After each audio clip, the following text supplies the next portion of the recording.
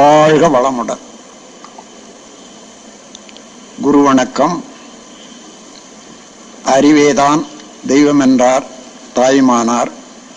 அகத்ததுதான் மெய்ப்பொருள் என்று எடுத்துக்காட்டி அறிவதனை அறிவித்தார் திருவள்ளுவர். அவ்வறிவை அறிவதற்கு முறைகள் சொன்னார் அறிஞர் திருமூலர். அப்பேரறிவிலாழ்ந்து ஆனந்த கவியார்த்தார் ராமலிங்கர். அறிவில் அறிவாய் நிலைத்தோர், அறம் வகுத்தோர், அதை வாழ்ந்து காட்டினோர் நினைவு கூறுவோம்.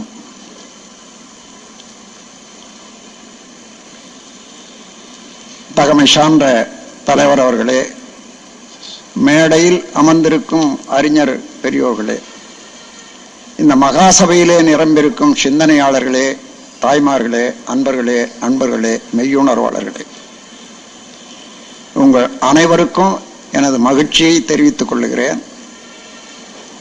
எல்லாம் வல்ல இறைநிலையோடு இணைந்து நீங்கள் உடல் நலம், நீளாயுள், நிறை செல்வம், உயர்ப்புகள், மெஞ்ஞானம் இவற்றில் ஓங்கி சிறப்பாக வாழ வேண்டும் என்று வாழ்த்தி உரையை தொடங்குகிறேன்.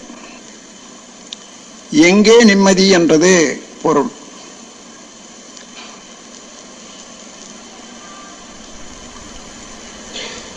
உள்ளதை உணர்தல், நல்லதை செய்தல், அல்லவை விடுத்தல். நிம்மதி அங்கதான். உள்ளது என்ன? இயற்கையிலே ஆயிரம் அழகு, பியூட்டிஸ் ஆஃப் நேச்சர், ஆயிரம் இன்பங்கள் நிறைந்து உள்ளன. மனித உடலோ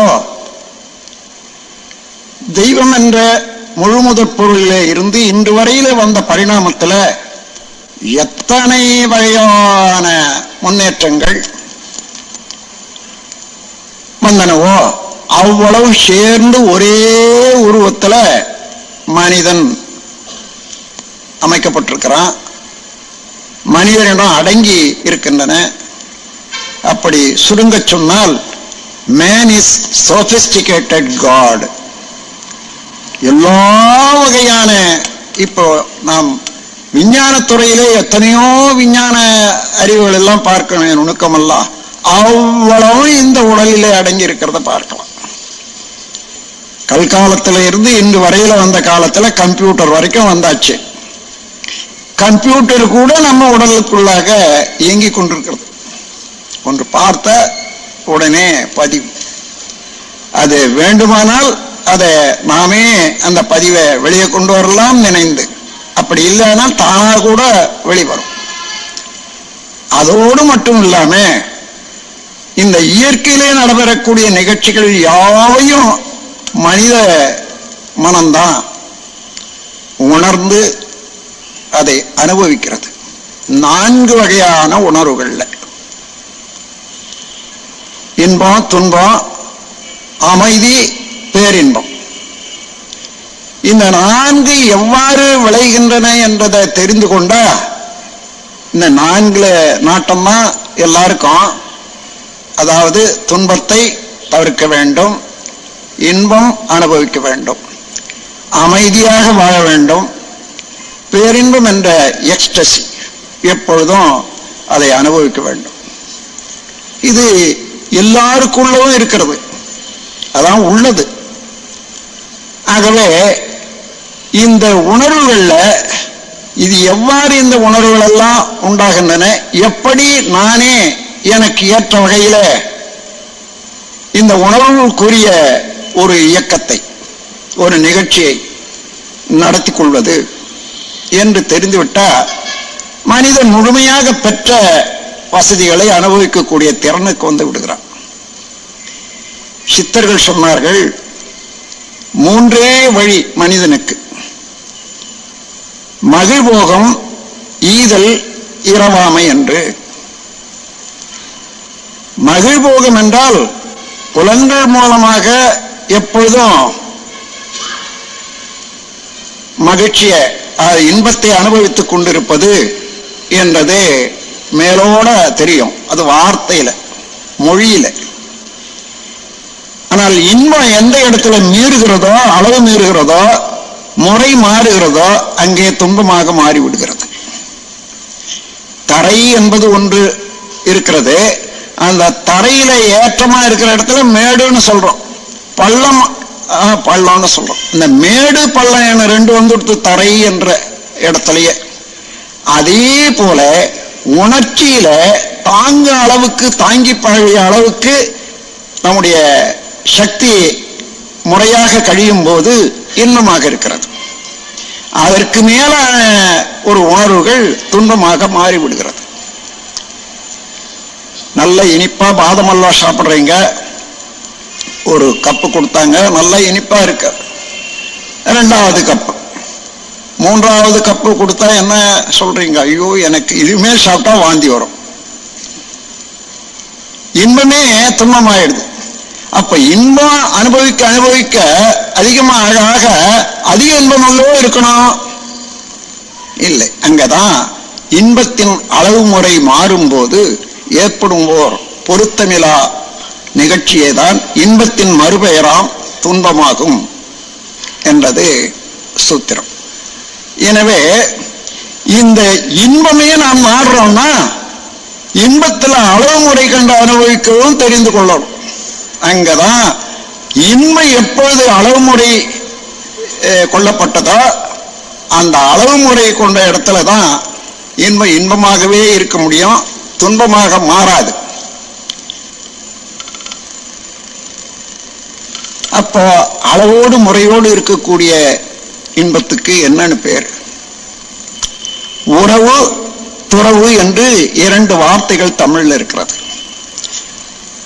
நமக்கு வேண்டிய பொருட்களோடு, வேண்டிய மக்களோடு, வேண்டிய செயல்களோடு தொடர்பு கொண்டுதான் ஆகணும், விலகி நிற்க முடியாது. ஆனால் அதே நேரத்தில் அளவறிந்து அந்த தொடர்பை வரையறுத்துக் கொள்ள வேணும். தொடர்பு கொள்வதுதான் பற்று, பற்றி நிற்பது, உறவு கொள்வது. அதை அளவு வரையறுத்துக் கொள்வதுதான் பற்றற்ற நிலை, துறவு ஆகும். உதாரணமாக அடுப்புல சாதம் அரிசி வச்சு சமைக்கிறோம். நெருப்பு வேண்டியதா இருக்குது. சமையல் நடந்து போச்சு, வெந்து போச்சுன்னு சொன்னா என்ன செய்யணும்? அந்த அடுப்பை விட்டு பாத்திரத்தை வெளியே எடுத்துடும். அது வரைக்கும் நெருப்பினுடைய உறவு தேவையா இருந்தது. அதற்கு மேலாக நெருப்பினுடைய உறவு இருந்ததுன்னா நான் சாதத்துக்கு பதிலாக காந்தல் தான் சாப்பிடணும். இங்கே அளவு கட்டுறோம் பாருங்க, இந்த அளவு தான் துறவு. எந்த அனுபவத்திலையும் சரி, சாப்பிட்டுட்டே வர்றோம், இன்பமா இருக்கு, சாப்பாட்டுல உறவு கொண்டுதான் ஆகணும், சர்வைவல். ஆனா இந்த அளவுக்கு மேல நான் சாப்பிட்டோம்னா எனக்கு ஜீரணம் ஆகாது, தொந்தரவு கொடுக்கும் என்பது இதுவரையில உங்களுக்கு இருக்கக்கூடிய அனுபவத்துல நன்றா தெரியுது. அப்போ அந்த இடத்துல அப்படியே நிறுத்திட்டா அதுக்கு பேர் துறவு, அளவு முறை. அப்படி இல்லை, யோ என்ன வச்சுட்டாங்களே, அவங்க பார்த்துட்டே இருக்காங்களே, வச்சுட்டு போனா என்ன சொல்லுவாங்களோ, அதோட கூட இது ரொம்ப டேஸ்டா இருக்குதே, இது எப்படி வச்சுடுறது எண்ணி இன்னும் 2 பிடி போட்டுக்கிட்டே இருந்தா என்ன ஆகும்னா அதன் பிறகு ஜீரணம் ஆகும்போது அதனுடைய துன்பத்தை அனுபவிக்க வேண்டியதா தான் இருக்கு. அவன் நமக்கு வேண்டியது இன்பம் தானே. அந்த இன்பமாகவே இருக்க பார்த்து கொள்ளணும்னு சொன்னா எந்த இன்ப அனுபவத்திலும் அளவு வேண்டும், முறை வேண்டும். அந்த அளவு முறைக்கு விழிப்பு நிலை வேண்டும், மறதி இருக்கக்கூடாது. விழிப்போடு இருந்தாதான் முன்ன சாப்பிட்டா உடம்பு கட்டு போச்சு, இப்ப நாம் இந்த அளவோட நிறுத்திக்கணும் என்ற போது அந்த விழிப்பு நிலை வருது. விழிப்பு நிலை எப்படி வரும்? விளைவறிந்த விழிப்பு. இது முக்கால ஞானம் என்று சொல்வார்கள். அது ஏதோ ஒரு பெரிய பெரிய மகாரிஷிகளுக்குத்தான் உண்டு என்றதாவது கற்பனை எல்லாருக்கும் இருக்க. அப்படி இல்லை. எந்த செயலையும் செய்யும் போதே இதற்கு முன்ன இதே செயல்பட்ட அனுபவம், இப்பொழுது உள்ள சூழ்நிலை, இந்த நிலையில இந்த மாதிரி நான் செய்தேன்னா என்ன விளையும், இந்த மாதிரி பழைய அனுபவம் தற்கால சூழ்நிலை, எதிர்கால விளைவு, இதை மூன்றையும் சிந்தித்து எப்படி செய்வது, என்ன முறையில செய்வது என்றதை கணக்கெடுக்கிறோம் பாருங்க, செய்யறோம் பாருங்க. இதுதான் முக்கால ஞானம். முக்காலம் என்பது கடந்த காலம், தற்காலம், நிகழ்காலம். இந்த மூன்றையும் நம்ம செயல்ல இணைச்சு விடுறோம். இத சான்ஸ்கிரிட்ல சொல்ற போது திரிகால ஞானம்னு சொல்லுவாங்க, தமிழ்ல சொல்ற போது முக்கால ஞானம்னு சொல்றோம். இந்த முக்கால ஞானம் தான் விழிப்பு நிலை. அப்படி இல்லை, நாக்கும் பொருளும் மாத்திரம்தான் வச்சுட்டு அந்த பொருளை பார்த்த உடனே நாள் துடிக்குது, இன்னும் சாப்பிடணும்னு சொன்னா சாப்பிட்டுட்டே இருக்கிற அளவு அது உடல் ஒத்துக்காது. அதே போல ஒவ்வொரு செயல்லையும் இந்த விளைவறிந்த விழிப்பு வேண்டும். அந்த விழிப்பை கொள்வதற்கு ஏன் கொள்ளணும் என்றதை ஆராய்வோம். அமைதி வேண்டி, எந்த அமைதி மனிதனுக்கு வேணுமோ அதற்காகவே விழிப்பு நிலை வேண்டும்.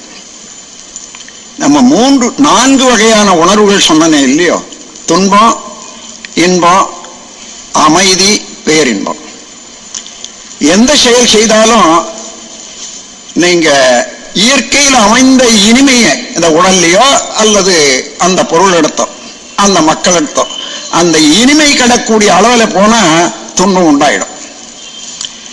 அந்த இனிமை கெடாத நேச்சுரல் ரிதம் கெடாத நான் எந்த செயலும் செய்யற போது அதுதான் இன்பம். அதாவது அளவோட சாப்பிட்றோம், முறையாக சாப்பிட்றோம்னா இன்பமா இருக்கு. அளவுக்கு மீறி சாப்பிட்றோம்னா துன்பம் வந்துடும். ஆக இந்த இடத்துல நாம் அளவு மீறும் போது உணர்ச்சி, அதே உணர்ச்சி துன்பமாக வருகிறது, அளவோடு இருக்கிறது இன்பமாக இருக்கிறது. அந்த இன்பமும் சரியாக நீங்க கவனிச்சு பார்த்தீங்கன்னா, நம்ம உடல்ல உள்ள ஜீவகாந்த சக்தி மாற்றம் அடையும் போதுதான் உணர்ச்சி என்றது உண்டாகுது. ஒளியா சுவையா மனமாக இந்த உடல்ல இருந்து மாற்றம் அடைகிற போது அந்த மாற்ற நிகழ்ச்சிகள் எல்லாம் பொதுவாக உணர்ச்சி என்று சொல்றோம். அந்த உணர்ச்சிகள் ஏற்றத்தாழ்வெல்லாம், அதாவது அந்த உணர்ச்சிகள் வரும்போது நம்ம உடல்ல உள்ள சக்தி கழியுது. அந்த கழிவு சர்ப்ளஸாக இருந்து கழியுமேயானால், சுமார் உடல் இயக்கத்துக்கும் மன இயக்கத்துக்கும் 100 யூனிட் ஜீவகாந்த சக்தி தேவைன்னு வச்சுக்கோங்க. 100 யூனிட் இருக்குது. ஆனா அதற்கு மேலேயும் நம்முடைய இயக்கத்தின் காரணமாக, செலவு செய்யாதன் காரணமாக, விழிப்பு நிலையின் காரணமாக, இன்னும் மெடிடேஷன் முதலிய நல்ல இயக்கத்தின் காரணமாக அந்த சக்தி கொஞ்சம் கூடும். எப்பொழுது அந்த 100க்கு மேல சர்ப்ளஸ் வருதோ அந்த சர்ப்ளஸ் வெளியேறக்கூடிய வேகம் தானாகவே உண்டு. அந்த வேகத்துல அப்போ நீங்க நல்ல முறையில அந்த சர்ப்ளஸை வெளியேற்றுறீங்க, அழுத்தமா, ஒளியா சுவையா மனமாக. புலன்கள் மூலமாகத்தானே அது வெளியாகணும். அந்த புலன்கள் மூலமாக வெளியாகிற போது அந்த புலன்களுக்குள்ள சக்திக்கு மீறாத அளவில் இருக்கணும். அதாவது வீடியோ பார்க்குறீங்க, டிவி பார்க்குறீங்க, கண்ணில் இருந்து சக்தி வெளியாயிட்டே இருக்குது, ஒளி சக்தி. அப்போ நம்ம உடல்ல இருக்கிறது சர்ப்ளஸ் இருக்கிறது கழிகிற வரைக்கும் அது இன்பமா இருக்கும். அந்த சர்ப்ளஸ் போச்சு இருப்புல கைய வைக்குதுன்னு வச்சுங்க, அப்ப டெபிசிட் வர்ற போது தானாகவே இது போதும் எழுந்துள்ளான்னு நினைக்கிறோம். இன்னும் இருந்தா ஸ்ட்ரெயின் ரொம்ப தொல்லையா இருக்கு, உடம்புக்கு கண்ணுக்கு எரிச்சலா இருக்கு. இன்னும் மேல போகும்போது அதுவே துன்பத்தை உண்டு பண்ணுது. ஆகவே நம்ம இயக்கத்துல அனுபவத்துல எப்பொழுது நம்ம உடல்ல உள்ள சக்தியானது சர்ப்ளஸ் கழிவாக இருக்கிறதோ நம்முடைய செயல்ல, அது புலன்கள் அளவு வரையில அது இன்பமாக இருக்கும். அதே இயக்கம் சர்ப்ளஸ் இல்லாத நம்ம உடலு தேவையும் மனதுக்கு தேவையுமாக உள்ள அளவுல இருந்து குறைக்குதுன்னு வச்சுங்க, அந்த இடத்துல துன்பமாக மாறிடும். அப்போ நம்ம ஜீவகாந்த சக்தியை எந்த அளவு சரியாக பாதுகாக்கிறோமோ, எந்த அளவு முறையாக அதை பயன்படுத்துறோமோ, அதில் இருந்துதான் இன்பமும் துன்பமும் நாம் பாதுகாத்து கொள்ள முடியும். அப்போ இந்த உணர்ச்சி என்றதுல இன்பமானாலும் சரி துன்பமானாலும் சரி உங்களுடைய மனம் அதிலேயே தான் ஈடுபடும். அந்த நேரத்துல சிந்தனைக்கு வழி இல்லை. இன்பம் துன்பம் இப்படியே திருப்பி திருப்பி திருப்பி திருப்பி செயல்பட்டுக்கிட்டே இருக்கும். ஆனா இன்பமும் துன்பமும் அளவோட இருக்கணும் வச்சுங்க, பேலன்ஸ்ட். அந்த நேரத்துலதான் அமைதி என்பது அறிவுக்கு உண்டாகும். அந்த அமைதி நிலையில அறிவு சிந்தனைக்கு தயாராக இருக்கிறது, உண்மையை உணர்வதற்கு ஆர்வத்தோட இருக்குது. அந்த நேரம் தான் நமக்கு இயற்கை பற்றி சிந்திக்கவும், நம்மை பற்றி சிந்திக்கவும், அறிவை பற்றி சிந்திக்கவும், உலகை பற்றி சிந்திக்கவும், நமது மதிப்பை பெருமையை உணர்ந்து பிறவியினுடைய நோக்கம் அறியவும், அதுல இருந்து அதுக்கு தக்கவாறு நம்ம வாழ்வுக்கு திட்டமிட்டு கொள்ளவும் அமைதியில தான் அந்த சிந்தனை பிறக்கும். அப்ப நமக்கு இன்பம் துன்மை இந்த இரண்டிலே இருந்து ஒரு அளவு ஒதுங்கி அந்த அமைதியை அனுபவிக்க தெரிஞ்சு கொள்ளணும். நமக்கு எல்லாருக்கும் அமைதி கிடைக்கிறது, கிடைக்கலன்னு சொல்ல முடியாது. ஆனா அந்த அமைதியை அனுபவிக்க தெரியாதனால கொஞ்ச நேரம் ஒன்றும் இல்லை அமைதியா இருக்குதுன்னு சொன்னா போர் அடிக்குது, எதையாலும் போகலாமா, எதனா பார்க்கலாமா, உடனே அதுக்கு ஒரு என்கேஜ்மெண்ட்னா நமக்கு அந்த புலன் வழியில நல்ல முறையில செயல்படும் போது எந்த என்டர்டெயின்மெண்டா இருந்தாலும் அதுல என்லைட்டன்மெண்டோட இருக்கணும். என்லைட்டன்மெண்ட் இல்லாத அது இன்வால்மெண்ட் ஆகுதுன்னா, அதாவது ஒரு பழக்கத்துல கொண்டு போய் விட்டு மீண்டும் அதுல இருந்து மீள முடியாத பழக்கம் வருதுன்னா அத்தகைய என்ஜாய்மெண்ட்டோ அல்லது என்டர்டெயின்மெண்ட்டோ மனிதனுக்கு கேடுதான் விளைவிக்கும். எனவே நம்ம இன்பமோ துன்பமோ நாம தான் உற்பத்தி பண்ணி கொள்றோம். அது மாத்திரம் இல்ல, ஒரு தடவை ஒரு துன்பத்துக்குரிய காரியத்தை செய்தோம்னு வச்சுங்க, எந்த செயல் செய்தாலும் புலன்கள் மூலமாக அது உடல்ல விரிவு சுருக்க இயக்க பதிவாக ஒரு பதிவு உண்டாயிடும். மூளையில அந்த செல்கள் எல்லாம் சேர்ந்து அதை பதிவாக கொள்ளும், எண்ண பதிவாக.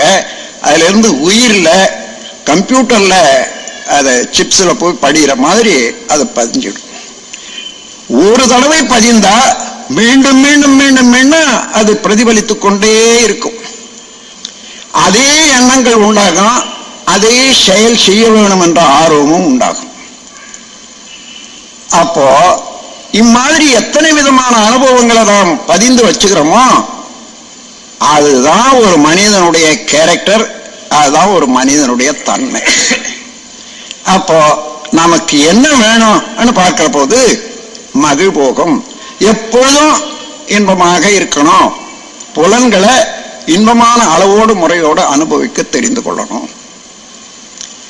ஈதல், அதன் பிறகு அப்படி செய்தா என்ன, நம்ம உயிராற்றல் உடலாற்றலும் அறிவினாற்றலும் ஆக்கத்துறையில, அதாவது நமக்கும் பிறருக்கும் நல்லதையே விளைவிக்கக்கூடிய அளவில் தயாராக இருக்கும், எஃபிஷியன்சி அதிகமாகும்.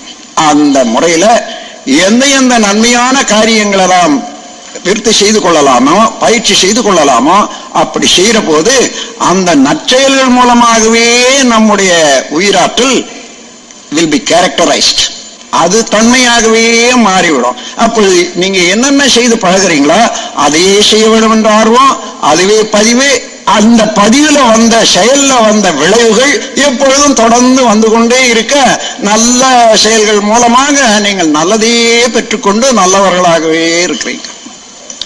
அப்போ மனமும் செயலும் ஒரு மனிதனை எவ்வாறு ஒரு கேரக்டர் தன்மையை ஏற்படுத்துதுன்னு பாருங்க. மனித தன்மைன்றது வேற ஒண்ணும் இல்லை, பிறந்ததிலிருந்து இன்று வரையில நாம் என்னென்ன செய்தோமோ அவ்வளவும் பதிவாக இருக்குது. செயல் பதிவுகள், அதை வினைப்பதிவுன்னு சொல்றோம். மீண்டும் மீண்டும் அதை எழுச்சி பெற்று செயலார்வமாக எண்ண ஆர்வமாக எழுந்து கொண்டே செயல் புரியுது.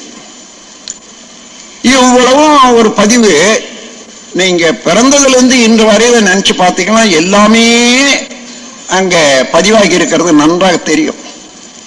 இது ஒரு விதமான பதிவுகள், வினைப்பதிவு. இதற்கு முன்ன இன்னொரு வினைப்பதிவு இருக்கு. பிறந்த போதே பெற்றோர்கள் மூலமாக வந்த கருவமைப்பு வினைப்பதிவு.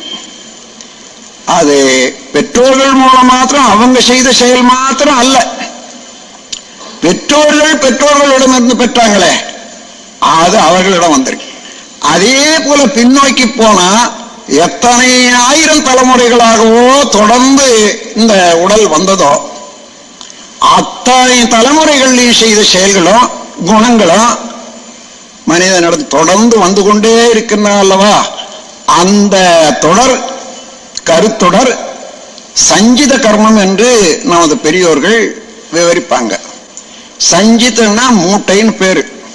நீண்ட காலமாக தொடர்ந்து கூடிக்கொண்டே வந்த வினைப்பதிவு பல லட்சம் தலைமுறைகளாக. அதை அடிப்படையாக வச்சுத்தான் நாம் பிறந்த போது அது நம்மாண்ட இருப்பு. அதுதான் கேபிட்டல். அந்த கேபிட்டல் தான் இன்ஸ்டிங்டிவா, அதாவது உள்ளுணர்வாகவே குழந்தை கூட செயல் புரியறது. அதன் பிறகு நாம் செய்த செயலெல்லாம் அதோட கூடி போகுது. இப்போ முன்வினையும் ஒண்ணு, இந்த பிறவியில நாம் செய்த வினை பதிவுகள் ஒண்ணு. இந்த ரெண்டையும் கூட்டினா sum total is the character of man.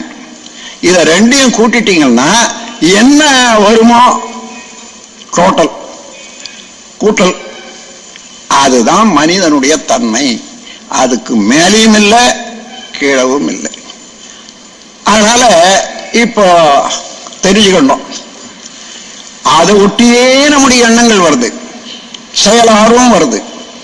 அதை ஒட்டியே நம்முடைய உடல்ல உள்ள நன்மையோ தீமையோ, உடல் ஆரோக்கியமோ மன ஆரோக்கியமோ இவளெல்லாம் வருது.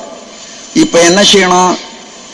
இந்த இரண்டு வினைகளும் சேர்ந்து அவ்வப்போது தேவை சூழ்நிலைக்கு தகுந்தவாறு இன்னது செய்யணும், இப்படி செய்யணும் என்ற எண்ண ஆர்வமும் செயல் ஆர்வம் உண்டாகுது பாருங்க.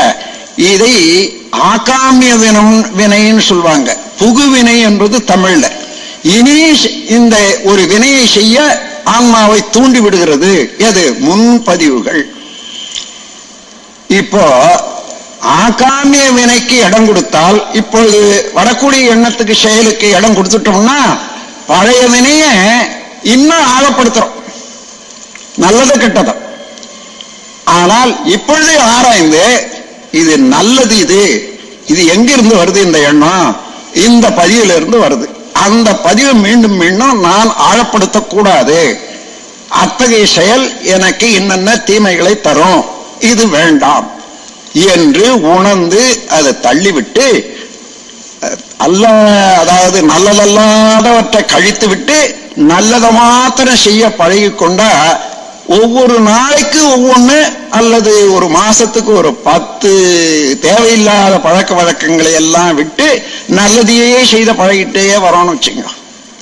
அப்போ நம்முடைய கேரக்டர் இப்ப என்னென்ன செய்யறோமோ இதே பதிவின் வழியாவே ஓடிக்கொண்டு இந்த தன்மையை அடங்கி போகுது. இப்படி பிறவி தொடராக வந்த சஞ்சித கர்மத்தையும் நாம் இதுவரையில தெரிஞ்சோ தெரியாமலோ செய்த இந்த பிறவி பிரசன்ட் லைஃப் இந்த கர்மத்தையும் பிராரப்த கர்மத்தையும் இந்த இரண்டிலே உள்ள குற்றங்களை நீக்கி நல்லதை மாத்திரம் எடுத்துக்கொள்ள வேண்டுமானால் ஆகாமிய கர்மம் நல்லதாக்கி கொள்ளணும். ஏன்னா இன்னைய ஆகாமிய கர்மம் நாளைக்கு பிராரப்த கர்மமா மாறிடும். அதாவது இந்த பிறவியில் செய்யக்கூடிய கர்மமா மாறிடும். நம்முடைய பிராரப்த கர்மம் நம்முடைய குழந்தைகளுக்கு சஞ்சித கர்மமாக மாறிடும். ஆகவே இதெல்லாம் எண்ணி பார்த்தா இப்ப இதை சிந்தித்து திட்டமிட்டு இம்மாதிரி தான் செய்யணும், இதை செய்யக்கூடாது என்ற விளக்கத்துக்கு அதே போல செய்து செயல் பழக்கமோ நினைவு பழக்கமோ அறிவு பழக்கமோ கொண்டு வந்து விட்டாலாம் மனித மாற்றம் அடைய முடியும், மனிதனாக வாழ முடியும். ஏனென்றால் மனிதனுக்குள்ளாக இதுவரைக்கும் தொடர்ந்து வந்த பரிணாமத்துல எத்தனையோ ஜீவராசிகளை கடந்து மனித உடல் வந்திருக்கிறது அல்லவா. அவ்வளவு உடல்ல செய்த செயல்கள் எல்லாம் இன்னைக்கு ஒரு மனிதனண்ட இருப்பா இருக்குது. சந்தர்ப்பம் வர்ற போது ஒவ்வொரு குணமும் எழுச்சி பெற்று இயங்கிடும். அங்க உஷாராக இல்லையான அப்போ அம்மாதிரி எண்ணங்களும் செயல்களும் வரும்போது அதை தடுத்து நிறுத்தி மீண்டும் அதற்கு மேல் பதிவாக நல்ல எண்ணங்களையும் நல்ல செயல்களையும் பதிந்து மேல் பதிவு செய்யறோம் பாருங்க. அதுதான் வினைப்பதிவு களைதல், தீவினை களைதல். இதுக்கு என்ன வேணும்? விழிப்பு நிலை வேண்டும். நம்முடைய அறிவு உடல்ல உலகத்துல பொருள் வறுமை விஞ்ஞானத்தினால டெக்னாலஜியில பொருள் வறுமை நீங்கி போச்சு. இப்போ சரியாக பார்த்தீங்கன்னா எல்லாமே இப்ப சர்ப்ளஸ் தான். ஆனா சில இடத்துல இல்லையே, ஏழைகளா இருக்காங்களேன்னு கேட்டா சில இடத்துல சேர்ந்துட்டு இருக்கு, சில இடத்துல அது வறுமையா இருக்குது. அவ்வளவுதானே தவிர மொத்தத்துல எடுத்து இருக்கக்கூடிய ஜனத்தொகையை இருக்கக்கூடிய பொருளையும் எடுத்து பார்த்தா எல்லாம் மிச்சம் தான். அவ்வளவு இருந்தும் ஏன் அது சரியாக எல்லாருக்கும் வரல என்று பார்த்தா அறிவு வறுமை. அறிவு வறுமையை 3 பிரிவாக கொள்ளலாம். Innocence, ignorance and emotion. அதாவது அறியாமை, விளைவறியாத செயல் செய்யும் வேகம். இது குழந்தைகளிடத்திலையும் அன்டெவலப்டு மைண்டட் பீப்புள், சிந்தனை ஆற்றல் அற்றவர்களண்டையும் உள்ளது. விளைவறிந்து செயல் செய்யற அளவுக்கு அவர்களுக்கு தெரியாது. அதான் இன்னசென்ஸ் சொல்றோம். அது குழந்தைகளையோ அல்லது மற்றவர்களோ அப்படி செய்யற போது குழந்தைகளை மேல உள்ளவர்கள் பாதுகாத்து வழி நடத்தி அந்த செயல்களில் தீமை வராத பார்த்து கொள்றதும், அந்த செயல் செய்யாத பார்த்து கொள்றதுக்கும், நல்ல செயல் செய்வதற்கும் அதை பார்த்து கொள்றோம். அதை பக்தி மார்க்கம்னு சொல்றோம். பெரியவர்களாண்ட பக்தி கொண்டு அவர்கள் சொல்ல நம்பி அதை பின்பற்றி வழிபட்டு வாழ்வதற்கு பக்தி மார்க்கம்னு சொல்றோம். இன்னொன்று என்ன? இக்னோரன்ஸ். இது இன்னசென்ஸ், அதை போய்க்கிடலாம், அதை நாம் சமாளிச்சுடலாம். இக்னோரன்ஸ் என்னன்னா, அதை பொதுவாக இக்னோரன்ஸ் என்ற வார்த்தை அறியாமை, அறிவே இல்லாது, மூடன் என்றெல்லாம் நாம் நினைக்கிறோம். அப்படி அல்ல. Ignoring your own experience. அதாவது இக்னோர் என்ற வார்த்தையில இருந்துதான் இக்னோரன்ஸ் வந்திருக்கு. ஏற்கனவே உங்களுக்கு வாழ்க்கையில பெற்ற அனுபவம் போதிய அளவு இருக்கிறது. அந்த அனுபவத்தை மறந்துட்டு மீண்டும் அதே தவறு செய்யறோம் பாருங்க, இதுதான் இக்னோரன்ஸ். அது உதாரணமாக பல தடவை பெற்ற அனுபவத்தை மறந்து விடுவது, அவமதித்து விடுவது, நெக்லெக்டிங் யுவர் ஓன் எக்ஸ்பீரியன்சஸ். இதை தான் மாற்றணும். இதை மாற்றத்துக்கு என்ன வேணும்? அதான் விழிப்பு நிலை. அளவு முறை வேண்டும், விழிப்பு நிலை வேண்டும், விளைவறிந்து செயல் புரியத்தக்க விழிப்பு நிலை வேண்டும். அந்த விழிப்பு நிலைக்கு எல்லாம் தெரிஞ்சுக்கிறோம். ஆனா மீண்டும் அந்த சந்தர்ப்பம் வர்ற போது அதே செயல் வழியில் தான் போகும். ஏன்னா எந்த செயலும் இதுவரையில பதிந்த பதிவுகள் உடல்ல உள்ள செல்கள் எல்லாம் அதே செய்ய காலத்தோட அல்லது ஒன்ன பார்த்தா அதுவே செய்ய தயாரா இருக்கு. உதாரணமா நீங்க ஊறுகாய் சாப்பிட்டு பழக்கம், யார் வீட்டுக்கோ போறீங்க, மேஜை மேல ஒரு பாட்டில் நல்ல மாங்காய் ஊறுகாய் இருக்கு, பார்த்தா நாக்குல தண்ணி வருது. அப்போ எத்தனை செல்கள் சேர்ந்து இந்த உடல்ல அந்த இயக்கத்தை முன்ன சாப்பிட்ட போது என்ன உண்டாச்சோ அதே இயக்கம் நடத்திடுது. எல்லா செல்களும் அந்த இயக்கத்துக்கு வந்த போது மாங்காய் ஊறுகாய் சாப்பிடலாம் என்ற எண்ணத்தை கொண்டு வந்துடுது. அப்புறம் கை துடிக்குது, நாக்கு துடிக்குது, சாப்பிட்றோம் இல்லையா? இந்த மாதிரி செயல்களுக்கு முன்பதிவுகள் எல்லாம் செயலுக்கு கொண்டு வருவதற்கு இது நமக்கு அனுபவம் இருக்கிறது. இருந்தாலும் அந்தந்த சமயத்துல அப்பொழுதே இது யார் வீட்லயோ இருக்குது இந்த மாங்காய் ஊறுகாய், இப்போது தேவையில்லை, இது நமக்கு இப்ப சாப்பிடுற நேரம் இல்லை என்ற அளவுக்கு அதை கட்டுப்படுத்திக்கிறோம் பாருங்க. இங்கதான் விழிப்பு நிலை உண்டாகுது. இதே போல இந்த உலகத்துல இன்னைக்கு எல்லா சிந்தனையாளர்கள், உங்களுக்கு நான் ஒரே ஒரு சின்ன உதாரணம் எடுத்து தரேன். என்ன குற்றம் உலகத்துல இருக்குதுன்னு பாத்தீங்கன்னா ஆயிரக்கணக்கான குற்றங்களை விவரிப்பீங்க. போலீஸ்காரரை விட ஒவ்வொருவரும் அதிகமான குற்றங்களை நீங்க விவரிக்க முடியும். ஆனா மொத்த குற்றமும் ஒன்னா சேர்த்து பாத்தீங்கன்னா என்ன குற்றம்னா ஒன்லி அக்ரஷன், அதாவது பறித்தல், பிறருடைய நலம் பறித்தல். பிறருடைய நலம்னா மனிதனுக்கு 4 சமத்து வேண்டும், சம்பத்துகள்: பொருள், புகழ், அதிகாரம், புலனின்பம். இது வேண்டும். பொருள் வேண்டும் அனுபவிக்கிறதுக்கு, புகழ் வேண்டும் தான் செய்த செயல்கள்னால பயனடைந்த மக்கள் அவர்கள் பாராட்டு, அவருடைய ஒத்துழைப்பு, இதுதான் புகழ். பொருள், புகழ், செல்வாக்கு, அதிகாரம். அதாவது நாம இருக்கோம்னா நமக்கு நாம் செய்யக்கூடிய செயல்ல நம்முடைய நோக்கத்துல ஒத்துழைக்கக்கூடியவர்கள் எல்லாம் நம்ம பாராட்டும் போது, ஒத்துழைக்கும் போது எத்தனை பேருடைய ஒத்துழைப்பு நமக்கு கிடைக்குதோ அதுதான் செல்வாக்கு. துட்டு வாங்கிறது இல்ல, அதாவது நம்முடைய சேவையில நம்முடைய அறிவில கிடைக்கக்கூடியது செல்வாக்கு. அந்த செல்வாக்கு புலனின்பம், 5 புலன்களும் இருப்பதனால இந்த இயற்கை அழகை பார்க்கணும்ன்றதோ அனுபவிக்க வேண்டியதுக்கோ நமக்கு புலனின்பமும் வேணும். ஆனால் இந்த 4ஐயும் நமது உழைப்பு, நமது அறிவின் மூலமாக நம்மை திருத்தி நம்மை ஆக்குவித்துக் கொண்டு இதை ஏற்படுத்திக் கொள்ளணும், அனுபவிக்க வேணும்ன்ற அமைப்பு இருக்கிறது, ஆற்றலும் இருக்கிறது. அப்படி செய்யும் போது நீங்கள் முழுமை அடைகிறீங்க. எந்த முழுமை? இன்னொரு ஆண்டை இன்னொன்று தேவைன்றதே இல்லை. Always you feel rich. இந்த 4ம் பிறராண்ட இருந்து நமக்கு வரணும் என்ற எண்ணம், அவராண்ட இருந்து அவ பறிக்கணும், இவராண்ட இருந்து இதை பறிக்கணும் என்றது நீங்க உலகத்துல பார்த்தீங்கன்னா, பொருள், புகழ், அதிகாரம், புலனின்பம் இந்த 4க்காக பிறரிடம் இருந்து அதை பறிக்கணும் என்ற எண்ணம் எங்க இங்கு வருதோ அந்த ஒரே குற்றம் தான் இன்னைக்கு உலகத்துல உள்ள எல்லா குற்றங்களுக்கும் காரணமாகும். அப்ப இப்ப என்ன செய்யணும்? இந்த ஒரு குற்றத்தை போக்கிட்டா எந்த குற்றமும் வராது.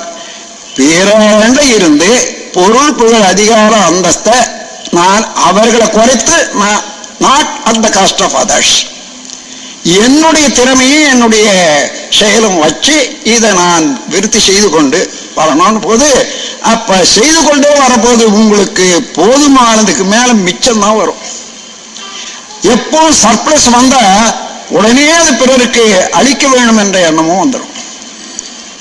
மலர் கூட மலர்ந்து விட்டா வாசனையை அழைக்க வைக்க முடியாது, தானா பரவிட்டு தான் இருக்கு. அதே போல மிதமிஞ்சிய அது எங்க இருந்தாலும் அது வெளியில புறப்படுறதுக்கு தயாராக தான் இருக்கணும், வழி தான் வரும். ஒரு குடத்தை வச்சாலும் ஒரு டேப்புங்கீழ, ஒரு குழாயிங்கீழ குடம் நிறைஞ்ச உடனே வழியுது. அதுபோல நம்முடைய ஆற்றலை நாம் பெருக்கிக் கொள்ளணும் என்றது வரும்போது அதன் மூலமாகத்தான் அடையணும். பிற மூலமாக அதாவது அடித்தோ பறித்தோ நாம் அனுபவிக்க கூடாது என்ற ஒரே ஒரு ஒழுங்கு மனிதனுக்கு வந்துவிட்டதானால், இந்த விழிப்பு நிலை வந்துவிட்டதானால் உலகத்துல எந்த குற்றம் இருக்குன்னு பாருங்க.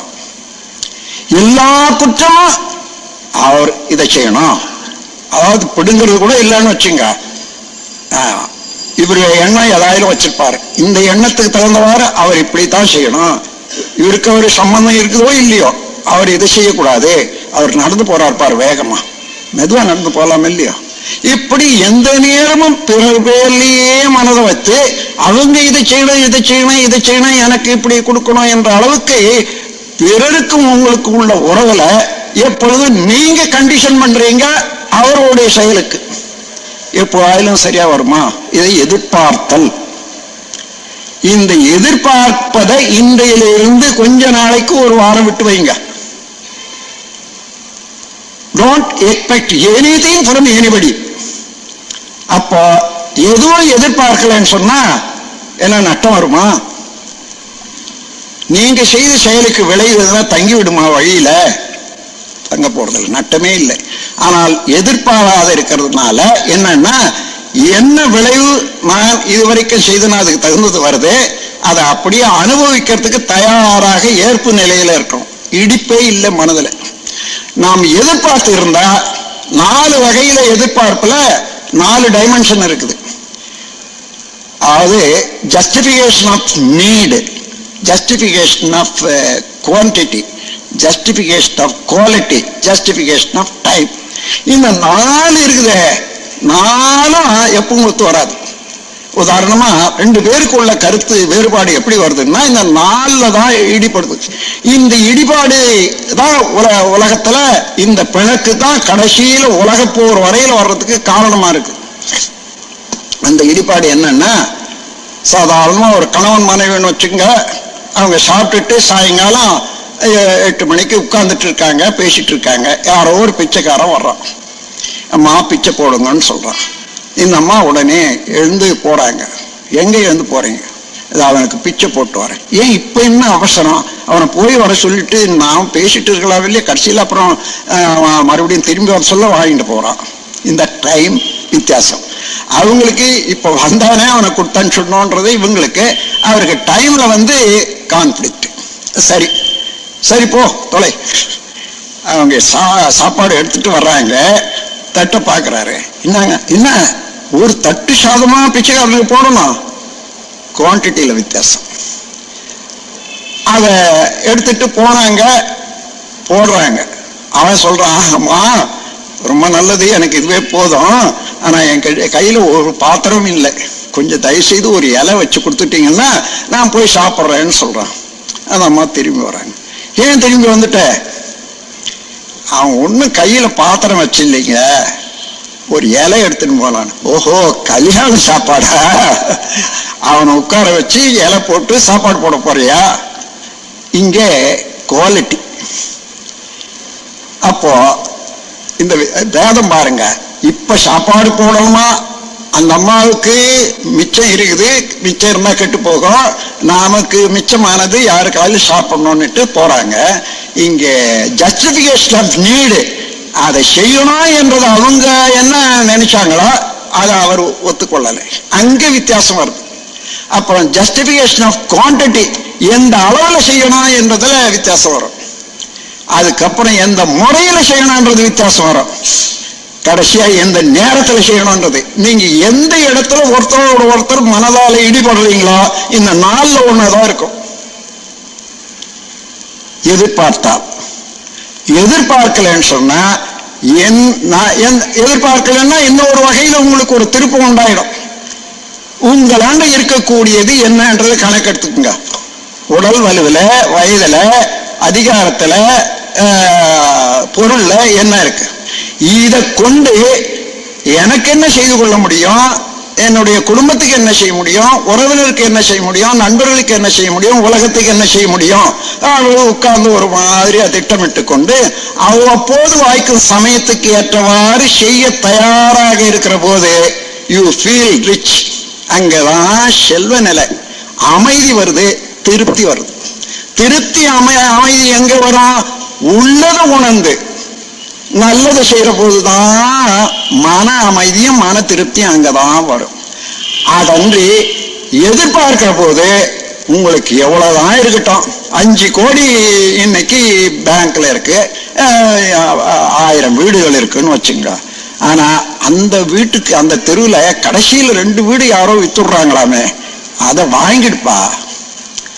இந்த வீட்டை என்ன பண்றாங்கன்னு தெரியல, ஆனா அதையும் வாங்கிடு.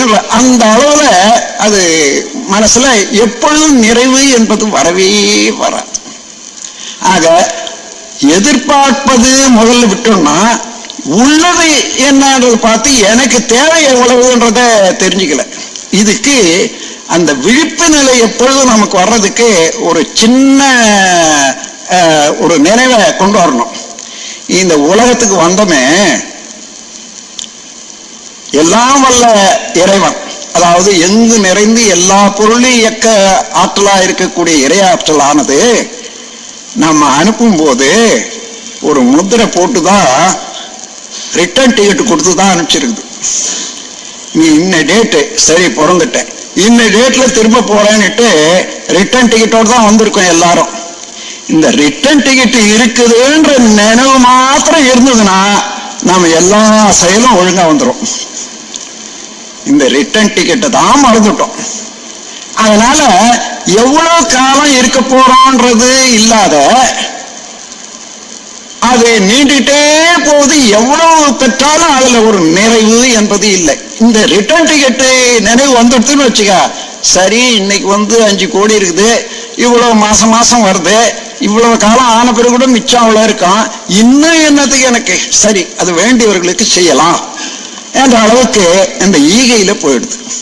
ஈகை இல்லைன்னா இன்னும் அதுக்கு மேல அது இன்னொரு இண்டஸ்ட்ரி வச்சா அதுல இருந்து ஒரு பிரிவு நமக்கு இன்னும் பல கோடி வரும், இன்னும் பல கோடி வரும் என்ற எண்ணம் தான் போயிட்டே இருக்கும். இது ஏன் வருது? இவ்வளவு ஆற்றல் பெற்ற மனிதன் என்ற இந்த எண்ணம் ஏன் வருது பார்ப்போம். அது இயற்கை. இவன் பிறந்து வளர்ந்து வாழ்ந்து கொண்டிருப்பதற்கு சர்வைவல், என்ஜாய்மெண்ட், பெர்ஃபெக்ஷன், அதாவது உடலுக்கு தேவையானதை வச்சு வாழ்க்கையை நடந்து உயிரோட இருக்கணும். இந்த உலக அழக அனுபவிக்கிறதுக்கு புலன் இன்பத்தை அனுபவிக்கணும். அறிவுக்கு முழுமை அடைந்து அந்த அறிவுக்கு ஆதாரமான பொருளாக உள்ள இறைநிலை உணர்ந்து அதோட ஐக்கியமாகி நின்று அந்த முழுமையான அறிவோட அவன் வாழணும். Perfection of the consciousness. இந்த மூன்றும் வேணும். அதுக்கு தக்க ப்ராவிடன்ஸ், அதாவது இயல்பான ஒரு அமைப்பு எல்லாரும் இருக்கு. இந்த அறிவை நாம் என்ன பண்றோம், சின்ன பொருள் மீது வைக்கிறோம்னு வச்சுங்க. ஒரு பெரிய ஆறு வெள்ளம், ஏராளமான தண்ணி வருது, ஒரு சின்ன குட்டையிலேயோ அல்லது ஏரியிலேயோ திருப்பி விட்டீங்கன்னா எவ்வளவு ஆகும்? கொஞ்ச நேரத்துல நிரம்பிக்கும். அதுக்கு மேல அதை உடைச்சிக்கிட்டே போயிடும். அதே போல நாம் சிறு சிறு பொருட்கள் மீது மாத்திரம் இந்த எண்ணத்தை வச்சுக்கிட்டே இருப்போமே ஆனால் அந்த பொருள் கிடைச்ச பிறகு அதுக்கு மேல ஓடும். எந்த பொருள் மீது நாம் நினைவு வைக்கிறோமோ அதே பொருள் இன்னும் வேண்டும், இன்னும் வேண்டும், இன்னும் வேண்டும். என்னைக்கு முடியும் சொல்லுங்க பார்க்கலாம். இன்னும் வந்தது அங்க நிக்குமா? நிக்கிறது இல்ல, அதை விட தாண்டி போகும். அப்ப எங்கே அமைதி இருக்க முடியும்? அப்ப அமைதி எங்கே? உள்ளதை உணர்தல், நல்லது செய்தல், அல்லவை விடுதல். இங்கதான் அமைதியை பெற முடியும். அப்போ முதல்ல எதிர்பார்க்கிறத குறைச்சிடுங்க, விட்டுடுங்க. ஆனால் நாம் உடலாலும் அறிவாலையும் செயல் செய்துத்தான் ஆகணும். ஏன்னா நாம பிறந்ததிலிருந்து 15 ஆண்டு வரையில சம்பாதிக்கல சாப்பிட்றதுக்கு. இந்த சமுதாயம் தான் நமக்கு சாப்பாடை கொடுத்தது. அது தாய் தந்தை மூலமா இருக்கட்டும் அல்லது யார் மூலமா இருக்கட்டும், எல்லாம் சாப்பாடை கொடுத்தது. கல்வி கொடுத்தது எது? சமுதாயம். ஒரு அந்தஸ்துல வச்சது எது? காப்பு கொடுத்தது எது? எல்லாம் சமுதாயம் தான். அப்ப இந்த சமுதாயம் காலையிலிருந்து மாலை வரைக்கும் உங்களுக்கு 150 பொருட்கள் தேவை. இந்த பொருட்கள் அத்தனையும் கொடுக்கிறது எது? இந்த சமுதாயம். அந்த சமுதாயத்துக்கு இந்த உடலால உள்ள ஆற்றலையும் அறிவால உள்ள ஆற்றலையும் கொண்டு அந்த கடனை திருப்பி தானே ஆகணும்.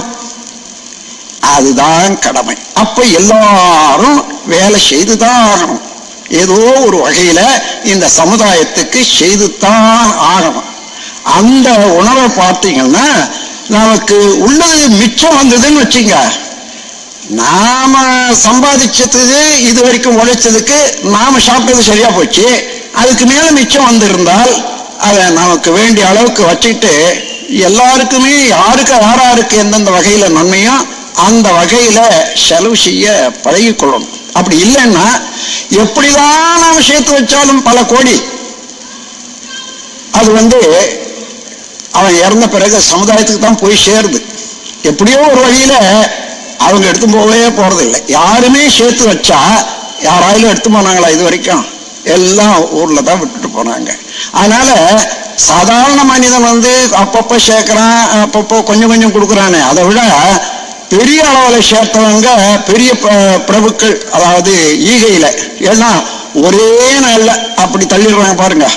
அதனால அவங்க பெரிய பிரபுக்கள் தான். ஆனா அவர்கள் இஷ்டம் போல செலவு பண்ண முடியறது இல்லை.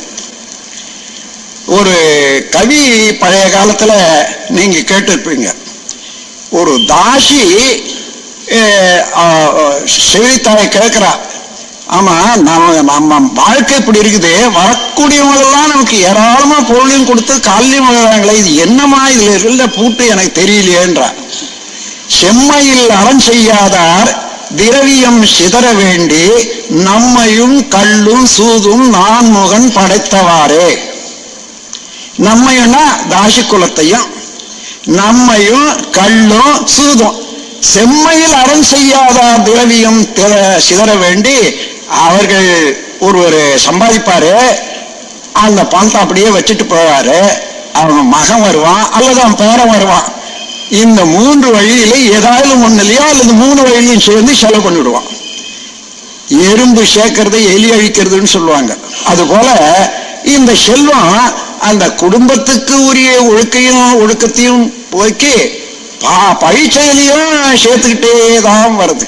அந்த மாதிரி இல்லாத எனக்கு இது போதும் என்றது ஏதோ ஒரு அளவில் வச்சுங்க, நீங்க கணக்கு போடுங்க. அப்பப்போ பணத்தினுடைய மதிப்பே குறையட்டும். குறைஞ்ச பிறகு கூட எனக்கு இன்னைக்கு 2 கோடி இருந்தா என் செலவெல்லாம் போதும், எனக்கும் போதும், என்னுடைய குழந்தைகளுக்கும் போதும், அதுக்கு மேல வர்றத பிறருடைய நன்மைக்காக செலவு செய்வேன் என்ற இன்னைக்கு உலகம் எப்படி இருக்குன்னு பாருங்க.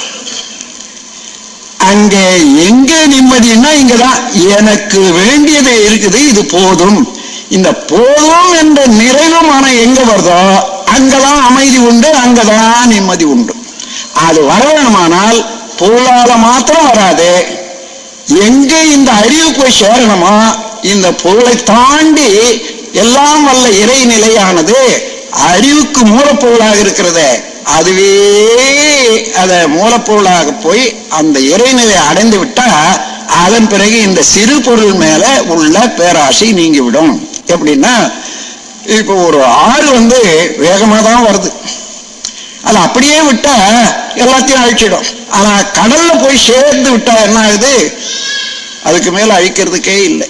அந்த மாதிரி கடல்ல சேர்ற ஆறு போல மனிதனுடைய அறிவு இறைநிலையோட சேர்ந்து விட்டால் அதன் பிறகு அது வேற ஒண்ணு நாடவே நாடாது. அது வரையில நமக்கு என்ன வேணும், நான் என்ன செய்யணும், என்ன செய்யக்கூடாது என்ற தெரிந்து கொண்டு உள்ளது உணர்ந்து நல்லது செய்து அளவு விடுத்தால் அங்கேதான் அமைதி உண்டாகும். இதற்கு எல்லாம் நீங்க கேட்கிறீங்க. கேட்கிற போது இந்த போதனை மார்க்கம் இருக்குது, அதுதான் இப்ப நான் சொல்றது நீங்க கேட்டுக்கிட்டு போனா ஒன்லி இன்ஃபர்மேஷன். அந்த இன்ஃபர்மேஷன் கன்ஃபர்மேஷனாக மாறணும். நாளைக்கு அதை சிந்திச்சு என்ன அவங்க இப்படி சொன்னாங்களே அது சரிதானா என்றது வாழ்க்கையை பற்றி நீங்க ஆராய்ந்து அது சரி, அது நீதியா தான் இருக்கு என்ற அளவுக்கு உங்களுக்கு ஒரு உறுதிப்பாடு ஏற்படணும். அந்த உறுதிப்பாடு ஏற்பட்ட பிறகு நீங்களை செய்து அதை பயன்பெற்று இதுதான் என்றதை உணர்ற போதுதான் டிரான்ஸ்பார்மேஷன் உண்டாகுது. அது வரையில இது போல 5 சொற்பொழிவு கேட்கறீங்க, 10 கேட்கறீங்க, இந்த காதல பூரம் இந்த காதல போடும். ஒவ்வொரு நாளைக்கு கொஞ்சம் நிக்கிற மாதிரி தெரியும், இந்த படி இறங்கிட்டா போயிடும். அது சரியானபடி அதனால ஒரு டிரான்ஸ்பார்மேஷன் வரணும்னு சொன்னா அதுல சிந்தனை பண்ணி இது சரி தப்பு என்று வாழ்க்கையில உள்ள அனுபவங்களை வச்சு இம்ப்ளிமெண்டேஷன் இன் த லைஃப் அந்த உணர்ந்த போதுதான் ஒரு கன்ஃபர்மேஷன் என்றது ஒரு உறுதிப்பாடு ஏற்படும். அந்த உறுதிப்பாடு செயல்படுத்தி அதனால லாபம் நட்டம் என்றதை அறிந்து கொள்ற போதுதான் அது டிரான்ஸ்பார்மேஷன் மாற்றம் உண்டாகும். மெட்டமார்போசிஸ் ஆஃப் கேரக்டர் என்பது அங்கதான் உண்டாகும். ஆகவே மனிதன் இப்படியே பழையதையே செய்துக்கிட்டு போயிட்டே வர்றதுன்னா, இந்த கோயில்கள்ல சில சமயம் அங்க பிரதட்சணம்னு வருவாங்க. காலையில நடந்து போனா ஒரு 5 நிமிஷத்துல நடந்து வந்துடலாம். இந்த அங்க பிரதட்சணம் பண்ணாங்களாம் 15 நிமிஷம் 20 நிமிஷம், பெரிய டார்ச்சர், பார்க்கவே முடியாது நம்மால. அந்த மாதிரி நாம போட்ட இடத்திலேயே செய்துட்டு இப்படியே பிறண்டுகிட்டு இருக்கோம். ஆனாலும் இந்த வினைப்பயன் நீங்க முடிகிறது. அதற்கு என்ன பெரியவங்க சொல்றாங்கன்னா, திருமூலருடைய வாக்கு ஒண்ணு எடுத்து சொல்லி நான் சொற்பொழிவை முடிச்சு விடுறேன். திளைக்கும் வினைக்கடல் தீர்வுறு தோணி இழைப்பினை நீக்க 2 வழி உண்டு. கிளைக்கும் தனக்கு அக்கேடில் முதல்வன் விளைக்கும் தவம் அறம் மேற்றுணை ஆமே. அதாவது ஒவ்வொரு வினையின் காரணமாக, முன்னை செய்த வினையின் காரணமாக இன்னை செய்யணும் என்பது மனதையும் உடலையும் வாட்டிப்படுத்தி கொண்டே இருக்கு. அதிலிருந்து விடுதலை ஆகணும் என்றதற்கு ஒவ்வொருவரும் இந்த வாழ்க்கை என்ற தோணியில வாழ்க்கையை நடத்திட்டு வரான். ஆனா சோறுற்று போறான். இந்த வினைக்கடல் என்பது நீளமா இருக்கு, அதனால எங்கேயும் நிலைக்க விடலை. சோறுற்று போறான். திளைக்கும் வினைக்கடல் தீர்வுறு தோணி இழைப்பினை நீக்க இருவழி உண்டு. இந்த சோர்வை நீக்கி அமைதியையும் வெற்றியும் தருவதற்கு ரெண்டே வழி உண்டு. கிளைக்கும் தனக்கு கேடில் முதல்வன் விளைக்கும் தவம் அறம் மேற்றுணையாமே. அந்த அந்த மனிதன் அவனுக்கும் சரி, அவன் நல்ல வழியாக நடந்து கொண்டானே ஆனால் அவனுக்கு பின்னால் வரக்கூடிய சந்ததிகள் கூட அந்த பயனடையலாம். ஆகவே தனக்கும் கிளைக்கும் அந்த கேடில் முதல்வன் விளைக்கும் தவம் அறம் மேற்றுணையாமே. தவம் என்றால் மனதை உள்ளொடுக்கி மனதை அறிந்து உயிரை அறிந்து உயிருக்கு மூலமான பிரம்மத்தை அறிந்து விட்டானே ஆனால் பிரம்மமே அறிவாக இருக்கிறது, அதுவே நானாக இருக்கிறேன் என்பது அனுபவமாக வந்துவிடும். அதற்கு தவம் வேண்டும். அறம் என்றால் என்ன? இந்த உலகத்தில் பிறந்தோம், எல்லாருடைய நன்மையும் நமக்கு வந்து சேர்ந்து கொண்டே இருக்கிறது. ஒருவருக்கும் மோனில்லாத நான் வாழணும், அதே நேரத்தில் நானும் அவர்களுக்கு எதையும் செய்து கொண்டே இருக்கணும் என்ற போது சமுதாயத்தில் உறவுகளாக இருக்கிறதுக்கு ஒழுக்கம், கடமை, ஈகை என்ற 3 சேர்ந்த அற உணர்வு வேண்டும். தவம் அறம் இந்த இரண்டையும் பின்பற்றினான் அவனும் சுகமாக இருக்கலாம், வெற்றியாக இருக்கலாம், அமைதியாக இருக்கலாம், மகிழ்ச்சியாக இருக்கலாம். அவனுக்கு பின்னால வரக்கூடிய மக்களும் அப்படியே இருப்பார்கள், பின்னால வரக்கூடிய சமுதாயமும் அப்படியே நன்மை அடையும் என்பதை விளக்கியிருக்காங்க. எனவே நமக்கு எங்கே நிம்மதி என்று கேட்டா எங்கேயோ இல்லை, நாம உள்ளவேதான் இருக்கு. எந்த நேரத்திலையும் அவர் என்னது செய்யணும் என்று எதிர்பார்க்கிற வரையில நிம்மதி ஏற்படாது. உள்ளதை உணர்ந்து கொண்டு உங்களுடைய அமைப்பை உணர்ந்து எவ்வளவு நாளைக்கு நாம் இருக்க போறோம், என்ன செய்ய முடியும், என்ன ஆற்றல் இருக்கிறது, இதை எப்படி எப்படி பெருக்கிக் கொள்வது, இதை பெருக்கிக் கொண்ட ஆற்றலை பயன்படுத்துவது எப்படி என்று, இதை எந்த முறையில பிறருக்கு நன்மையான முறையில நான் வாழ முடியும் என்று எப்பொழுதும் தயாராக இருந்தோமேயானால் நாமும் தன்னிலை பெற்று பிறருக்கு உதவக்கூடிய ஆற்றல் இருக்கிற போது யூ ஃபீல் ரிச். அங்கே அமைதி வருகிறது, அங்கேதான் இனிமை இருக்கிறது, சாட்டிஸ்பாக்சன் அண்ட் பீஸ். இந்த இரண்டும் ஒரே இடத்துலதான் கிடைக்கும். அது எனக்குள்ள ஒரு அமைப்பை, இயற்கை அமைப்பையும் தன்மை உணர்ந்து நான் செய்ய வேண்டிய செயல்களை நல்ல செயல்களாக தீர்மானித்து அதையே செய்து பழக்கத்திலே கொண்டு வந்து செய்ய தயாராக இருக்கிற போதுதான் அந்த அமைதி வரும், அந்த திருப்தி வரும். அதற்கு தவம் வேண்டும், அறம் வேண்டும். அந்த தவத்துல ஏதோ கோயிலுக்கு போறோம், கும்பிடுறோம் என்ற அது தவத்துக்கு ஒரு தூண்டுகோலாக இருக்குமே தவிர அது தவமாகாது. மனதை ஒடுக்கி அது புறப்படும் இடமாக உள்ள உயிரிலேயே அமர்த்தி மனதை பற்றியும் மன ஓட்டத்தை பற்றியும் அறிந்து கொண்டு மனம் செய்யக்கூடிய காரியத்தை எல்லாம் பதிந்து வைக்கிற அந்த உயிர் சக்தி, அது அந்த இடத்தினுடைய பெருமை உணர்ந்து அறிவாகி அந்த அறிவுக்கு அப்பாலாக நின்று அந்த உயிர் சக்தியை உணர்ற போது சுத்த வழியில இருந்துதான் இவன் வந்து உயிர் சக்தியை உணர்றான். அப்பொழுது நான் யார்? எந்த சுத்த வெளி பிரம்மமாக இருக்கிறதோ அதுவேதான் அறிவாக இருக்கிறது, அதுவேதான் நானாக இருக்கிறேன், பிரம்மமே நான். அது பழக்க நிலைய மனமாக இருக்கிறது. அந்த செயல்பாடெல்லாம் பதிவாகி உயிரிலே பதிவுகளாக வினைப்பதிவுகளாக இருக்கிறது. எனவே நான் என்ன செய்தாலும் அதுதான் என்னுடைய சொத்து, வினைப்பயன்தான் என்னுடைய சொத்து. எத்தனை ஜென்மம் எடுத்தாலும் கூட வர்றது வினையின் பயன்தான். ஆகவே என்னுடைய வினைகளை திருத்திக் கொள்வதற்கு நான் இனி மேற்கொண்டு அது வேண்டும் இது வேண்டும் இது வேணும் அது வேணும் என்று வேண்டியதில்லை. இருப்பதை நினைந்து அதை நல்லதாக்கி கொண்டு இதிலேயே திருப்தி அடையக்கூடிய அளவுக்கு என்னுடைய மனநிறைவும் முழுமையும் அறிவு முழுமையும் அடைவேன்.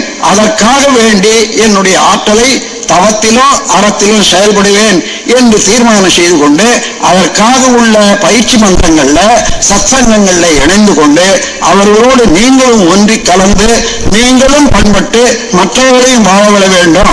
அந்த இடத்துலதான் அமைதி இருக்கும் என்று கூறிக்கொண்டு உங்கள் அனைவருக்கும் எனது மகிழ்ச்சியை வாழ்த்தை, நீங்கள் உடல் நலம் நீளாயுள் நிறை செல்வம் உயர்ப்புகள் மெஞ்ஞானவற்றில் ஓங்கி சீரோடு சிறப்போடு வாழ வேண்டும் என்று இறைநிலை நின்று மனம் குளிர வாழ்த்தி உரைய பிடிக்கிறேன். வாழ்க வளம்.